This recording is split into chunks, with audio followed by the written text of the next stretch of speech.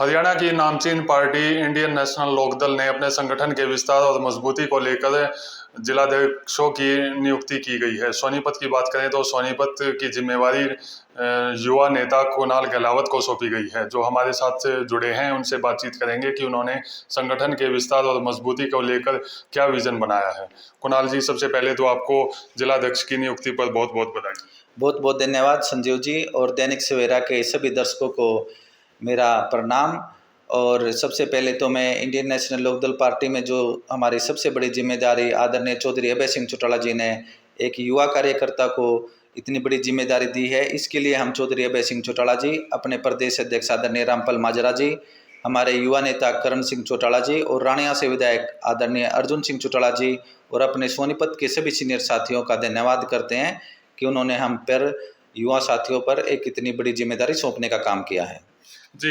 आप बहुत लंबे समय से इंडियन नेशनल लोकदल के साथ रहे हैं, तो क्या विजन है आपका कि संगठन की मजबूती को लेकर क्या विजन अपनाएंगे? देखिए, अगर इंडियन नेशनल लोकदल पार्टी का संगठन पूरे देश में नहीं पूरे विश्व में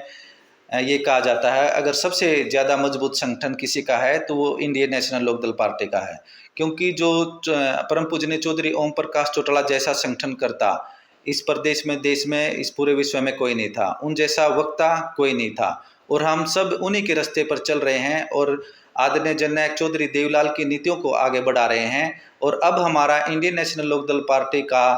जो सबसे बड़ा पद है इनेलो सुप्रीमो का, वो आदरणीय चौधरी अभय सिंह चौटाला जी संभाल रहे हैं। और चौधरी अभय सिंह चौटाला जी किसी परिचय के मोहताज नहीं हैं। अगर हम किसान, गरीब, कमेरा,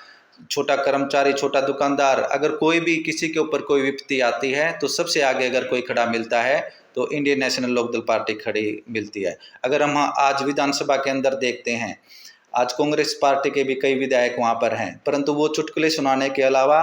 कोई काम नहीं करते। वो केवल बीजेपी के को एंटरटेनमेंट करने के लिए वहाँ पर हैं। अगर हम बात करें, हमारे दो विधायक हैं, आदित्य चौटाला जी और अर्जुन चौटाला जी, चाहे नशे का मुद्दा है, चाहे बेरोजगारी का मुद्दा है, चाहे चिकित्सकों की कमी का मुद्दा है, चाहे शिक्षा प्रणाली की बातें हैं, चाहे स्पोर्ट्समैन के लिए कोई मुद्दा है,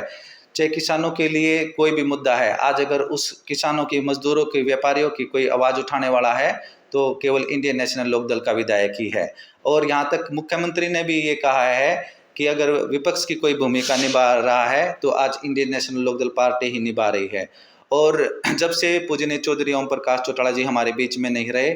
उसके बाद हमारा और ज़्यादा दायित्व बन जाता है। और इसलिए अब चौधरी अभय सिंह चौटाला जी ने नए संगठन को रूपरेखा दी है और अब खुद चौधरी अभय सिंह चौटाला जी प्रत्येक गांव में जाकर जितने भी हमारे पुराने साथी हैं जो किन्हीं कारणों की वजह से पार्टी छोड़ गए थे, उनको दोबारा से पार्टी में लाने का काम करेंगे। दोबारा से वही आपको झंडे और हरियाली आपको हरियाणा की सड़कों पर और चंडीगढ़ में देखने को मिलेगी। सोनीपत की बात करें तो सोनीपत में आपको जिम्मेवारी दी गई है, तो थोड़ा सा आपके बारे में जानना चाहेंगे कि आप पार्टी में आपने अपनी राजनीतिक शुरुआत कब से की थी और किन किन पदों पर आप रहे हैं? देखिए,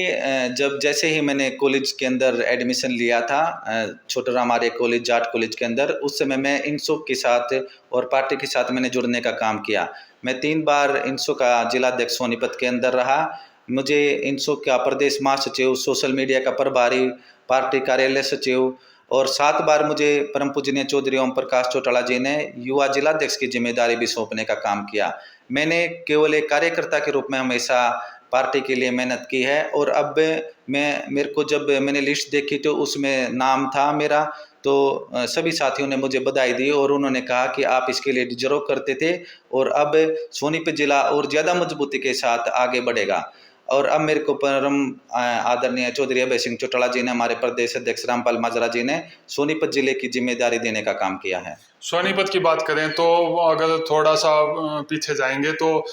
देखने में आ रहा है कि जो सोनीपत के कार्यकर्ता थे वो अन्य पार्टियों में चले गए या इनेलो से ही टूटकर जेजेपी पार्टी बनी उसमें चले गए, तो किस तरह से आप युवाओं को जोड़ेंगे और बुजुर्गों को? देखिए, जहाँ तक जेजेपी की बात है, उस समय आदरणीय हमारे चौधरी अभय सिंह चौटाला जी भी आगे दिग्विजय को और दुष्यंत को रखते थे। हम भी कभी कोई भी साथी जाते थे कि आप करण चौटाला जी के, अर्जुन चौटाला जी के प्रोग्राम दे दो, तो वो कहते थे कि आप दुष्यंत चौटाला जी को बुलाओ, आप दिग्विजय चौटाला को बुलाओ, हमारे सारे बच्चे राजनीति में नहीं आएंगे। उन्होंने जब नैना सिंह चौटाला जी यहाँ सोनीपत के अंदर एक प्रदर्शन करने आई थी तो उन्होंने चौधरी पदम सिंह दैया जी को फ़ोन किया था कि हमारे घर की औरत पहली बार राजनीति में निकल रही है और इस प्रदर्शन में कोई कमी नहीं होनी चाहिए। तो चौधरी अभय सिंह चौटाला जी हमेशा अजय सिंह चौटाला जी के परिवार को आगे रखने का काम करते थे, परंतु भारतीय जनता पार्टी ने और कुछ लोगों ने एक षड्यंत्र के तहत और कहीं ना कहीं ये इच्छा अजय सिंह चौटाला जी और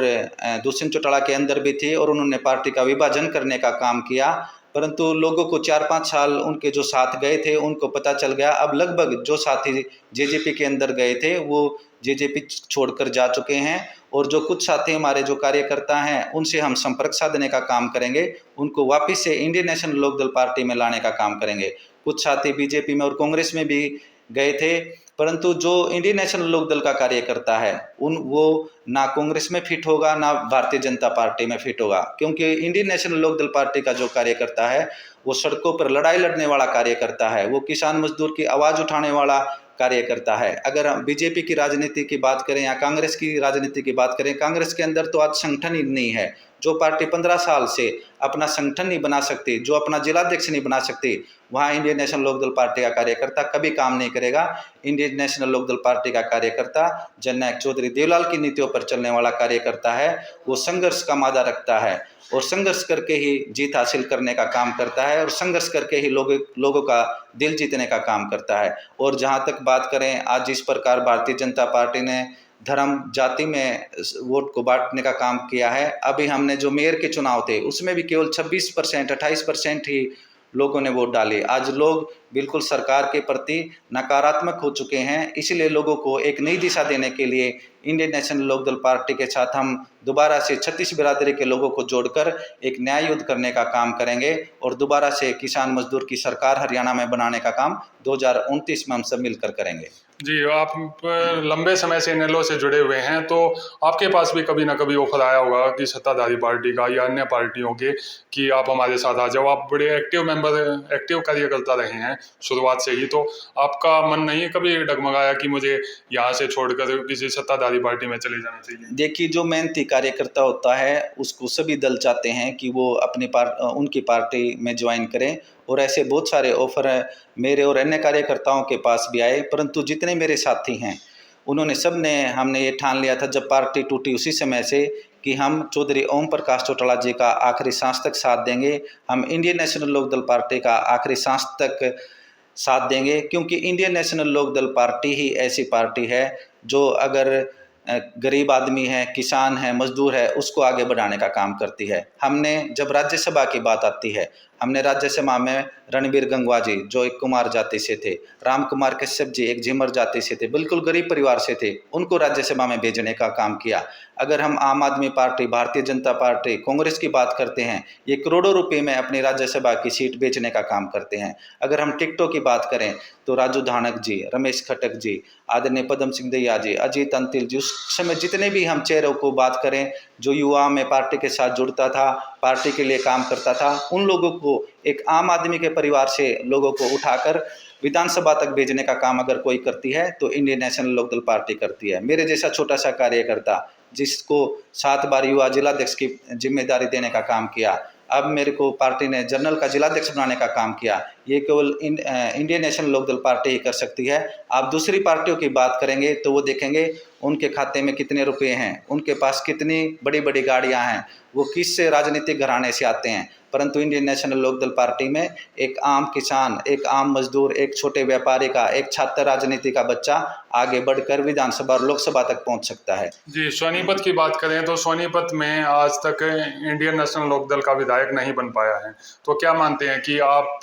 के ऊपर जो कमान सौंपी गई है उसमें आप इंडियन नेशनल लोकदल का खाता सोनीपत से खुलवाने का काम कर पाएंगे? देखिए, जब हमारे गठबंधन में हमारी कई बार यहाँ सोनीपत से सीट आई है, परंतु अगर हम इंडिविजुअल बात करें तो शहर में हमारी सोनीपत शहर में सीट नहीं आई, परंतु जब आदरणीय सुरेंद्र पवार जी ने 2014 में इंडियन नेशनल लोकदल पार्टी से चुनाव लड़ा था तो 30,000 प्लस वोटें आई थी। इसी प्रकार पदम सिंह दैया जी ने जब लोकसभा का चुनाव लड़ा था तो उसमें भी 16-17 हज़ार वोट केवल शहर से आई थी। हम निरंतर शहर के लोगों का दिल भी जीत रहे हैं और जिस प्रकार अब मेयर में हमने लोगों की निराशा देखी है, तो अगली बार जो मेयर का चुनाव होगा उसमें भी हम अपने इंडियन नेशनल लोकदल की पार्टी से एक मजबूत उम्मीदवार को उतारेंगे और हम लोगों के सामने एक तीसरा विकल्प देने का काम करेंगे और 100% हम आगे आने वाले चुनाव में इंडियन नेशनल लोकदल की पताका सोनीपत के अंदर भी फहरने का काम करेगी। आज हमारे पास सोनीपत के अंदर चाहे बनिया वर्ग है, व्यापारी वर्ग है, चाहे बैकवर्ड समाज है, एससी समाज है, हर वर्ग के लोग आज ज्वाइन कर रहे हैं और बहुत ही जल्दी सोनीपत के अंदर